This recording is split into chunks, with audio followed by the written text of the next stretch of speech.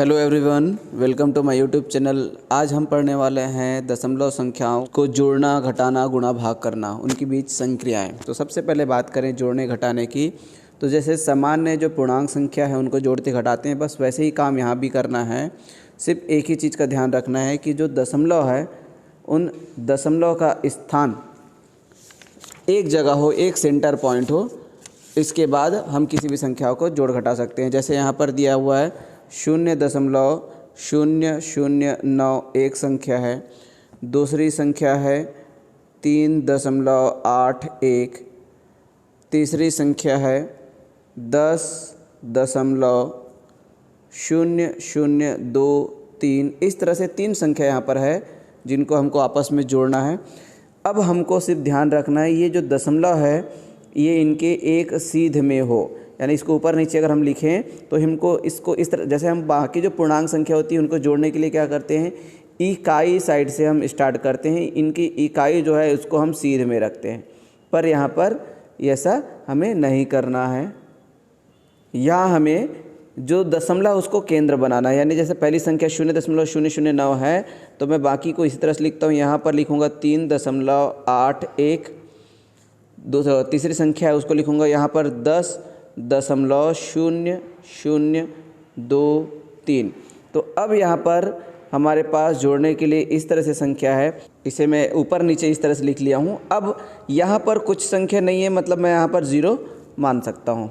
यहाँ पर कोई संख्या नहीं है, मतलब मैं यहाँ पर 0 मान सकता हूँ, क्योंकि दशमलव के बाद हम कितना भी शून्य लगाएं कोई फ़र्क नहीं पड़ता। तो अब जोड़ना हमारे लिए आसान हो गया। यहाँ पर जुड़ेगा 3, यहाँ पर 9 और 2 11 का 1 हासिल आया 1, यहाँ 1 और 1 2, और उसके बाद फिर यहाँ पर बचेगा 8 और दशमलव पूरे के सीध में है, यहाँ पर दशमलव लगा दिए। फिर इधर साइड दशमलव के लेफ़्ट साइड 3 और 1। तो इस तरह से 13.8213 ये हमारा इसका आंसर है। तो अगर घटाना रहता तो हम यहाँ पर घटाते, जोड़ना है तो यहाँ पर जोड़ रहे हैं, लेकिन सिर्फ ध्यान हमको ये रखना है कि ये जो दशमलव है ये एक सीध में हो। जोड़ना घटाना के लिए सिर्फ एक ही चीज़ ये ज़रूरी है। आइए अब हम बात करें गुणा और भाग की। गुणा और भाग में सबसे पहले आइए हम करते हैं गुणा। गुणा करने के लिए जैसे यहाँ पर मैं दो संख्या ले लूँ, 0.2 गुणित 0.3। तो गुणा और भाग के समय मैं एक चीज़ विशेष रूप से आपको बताना चाहूँगा।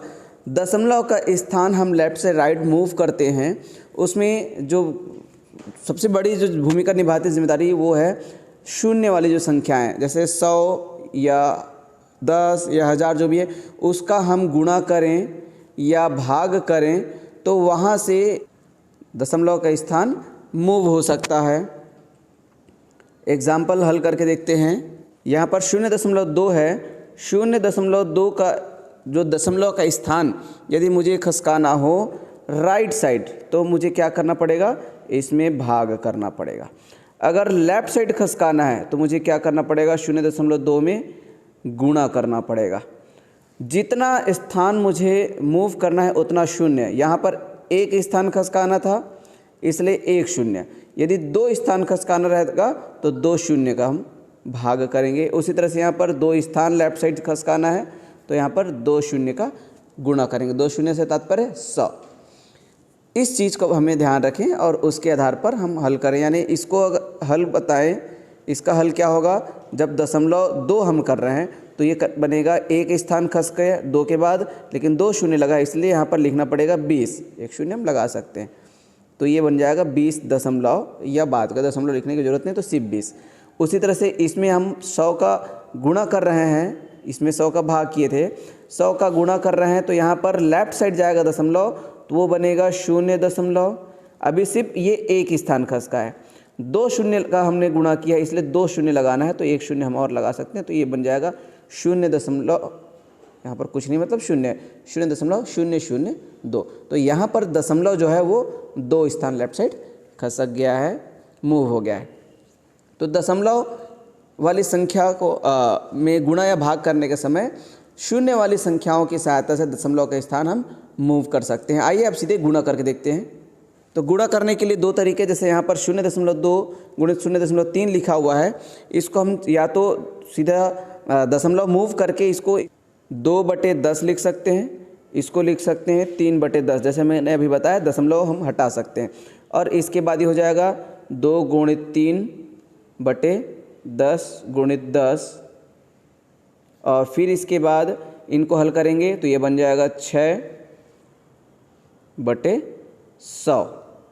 और फिर उसके बाद चूँकि यहाँ पर 100 का भाग है तो दशमलव यहाँ पर जो 6 है इसका हम यूज़ कर सकते हैं। कैसे यूज़ करेंगे, यहाँ 6 दशमलव है, कुछ नहीं मतलब 6 दशमलव है, और ये इनको हटाना है। तो हटाना है मतलब यहाँ पर मैं 100 का गुणा करता हूँ तो ये 100 से 100 कैंसिल हो जाएगा। लेकिन 100 का गुणा करने के एवज में ये जो दशमलव है 2 स्थान लेफ्ट साइड जाएगा, तो एक तो 6 हो गया ऑलरेडी दशमलव को।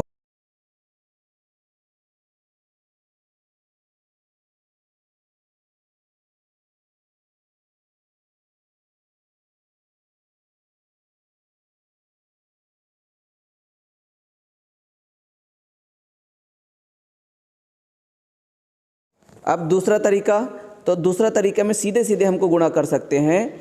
यहाँ 3 से 2 का गुणा करेंगे, बाकी तो 0 0 है तो 3 दूनी 6 बस। लेकिन दशमलव कहाँ लगाएं, जब सीधे सीधे हम गुणा करते हैं तब यही चीज़ कन्फ्यूज़न होता है, दशमलव कहाँ लगाएं। तो इसके लिए एक नियम है, दशमलव के बाद दोनों ही संख्या में कुल कितने संख्या हैं, अंक हैं, ये हमको ध्यान में रखना है। तो यहाँ दशमलव के बाद एक संख्या है, यहाँ दशमलव के बाद एक संख्या है, कुल हो गए 2 संख्या। तो 2 दशमलव के बाद 2 अंक होने चाहिए, ये हमको ध्यान रखना है। यहाँ पर है सिर्फ 6 और 6 के आगे पीछे कुछ नहीं है, तो अगर 6 के पहले हम एक संख्या और लगा दें तो यहाँ पर अब 2 संख्या हो गया और दशमलव हम लगाएंगे यहाँ। तो ये हमारा आंसर। बहुत ही इजी वे में मैं आपको बता रहा हूँ, दशमलव के बाद कुल कितनी संख्याएं हैं दोनों में, उसको हमको ध्यान रखना है, और उतनी संख्या दशमलव के बाद होना चाहिए। यदि उतना नहीं है तो हम अपने से 0 लगा सकते हैं, जैसे यहाँ पर हमने लगाया है। कुछ और एग्जाम्पल इसमें मैं बता देता हूँ आपको।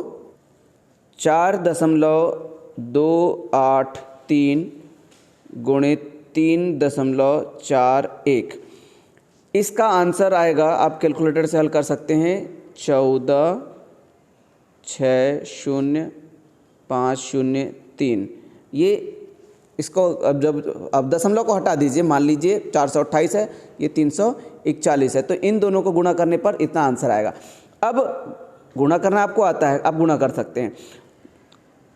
अब चिंता ये है कि हम दशमलव कहाँ पर रखें, तो दशमलव रखने के लिए मैंने अभी नियम बताया, दशमलव के बाद कुल कितनी संख्या, तो दशमलव के बाद इसमें 2 संख्या है, इसमें 2 संख्या है, कुल 4 हो गए। तो 4 जो है दशमलव के बाद होने चाहिए, तो यहाँ पर 1 2 3 4, यानी दशमलव यहाँ पर आएगा 146.0503। ये हमारा आंसर। दशमलव कहाँ लगना है, सिर्फ इसी चीज़ को हमको ध्यान में रखना होता है, बाकी गुणा हम वैसे ही करते हैं जैसा हम पहले किए, जो पूर्णांक संख्या है सामान्य उनको करते थे, वैसे ही हमको गुणा करना है। तो ये गुणा करना अब आप सीख गए। आइए अब देखते हैं भाग। भाग करना आप सीखते हैं। भाग करने के लिए मैं एग्जाम्पल यहाँ पर ले रहा हूँ, 45.27 भागित 1.5, ये एक एग्जाम्पल है। अब इसको भी, भाग को भी हम 2 तरीके से हल कर सकते हैं। एक सामान्य तरीका होगा जिसमें हम दोनों संख्याओं को पूर्णांक में बदल लेंगे। पूर्णांक में बदलने के लिए दशमलव के बाद जितनी संख्या है उतना शून्य वाली संख्या का भाग देना होगा। जैसे यहाँ पर 27 है तो यहाँ 100 का भाग दे दिए, यहाँ 1.5 में 5 है एक ही संख्या, तो 10 का भाग दे दिए। अब इससे क्या होगा, इससे ये जो है हम लिख सकते हैं 45 27 4527 बटे आपके पास ये आप 100, और यहाँ पर भाग को हम गुणा में बदलेंगे तो ये बन जाएगा 10/15। यहाँ पर इस शून्य से ये शून्य कट गया। इसके बाद आपके पास बचा है 4527/15, और नीचे एक 100 बचा है, तो गुणित 100 नहीं 10 बचा है, तो इस तरह से। अब हम सीधे 15 से 4527 को भाग दे सकते हैं। इसका भागफल आपके पास, इसको जब भाग देंगे, भागफल यहाँ पर आएगा इतना 301.8/10 ये आएगा। अब इसके बाद ये 10 को आप हटाएंगे, ठीक है, तो हटाएंगे यानी यहाँ पर 10 का गुणा करेंगे, तो ये लेफ़्ट साइड जाएगा और ये कट जाएगा। तो इस तरह से ये बनेगा 30.18 ये आंसर। एक तरीका ये था जिसमें हमने दोनों को पूर्णांक में बदल के हल किया। अब दूसरा तरीका देखते हैं इसी में कि कैसे हम भाग करें। दूसरा तरीका के अनुसार यहाँ पर है 45.27 बटे 1.5। अब यदि इसमें दोनों में एक एक स्थान राइट साइड ये खसक जाए, मतलब जिससे हमको भाग देना है सिर्फ उसको पूर्णांक करना है। पहले में हमने दोनों को पूर्णांक बदला था, अभी हमारा टारगेट सिर्फ जिससे भाग देना है वो पूर्णांक हो, ऐसा है। तो हमको क्या करना पड़ेगा, ये 45.27 बटे 15, दशमलव हम हटाए हैं, 1.5 को 15 लिखे तो यहाँ पर हो जाएगा गुणित 10, क्योंकि एक शून्य हम लगाए हैं इसलिए दशमलव जो है राइट साइड खसक जाएगा।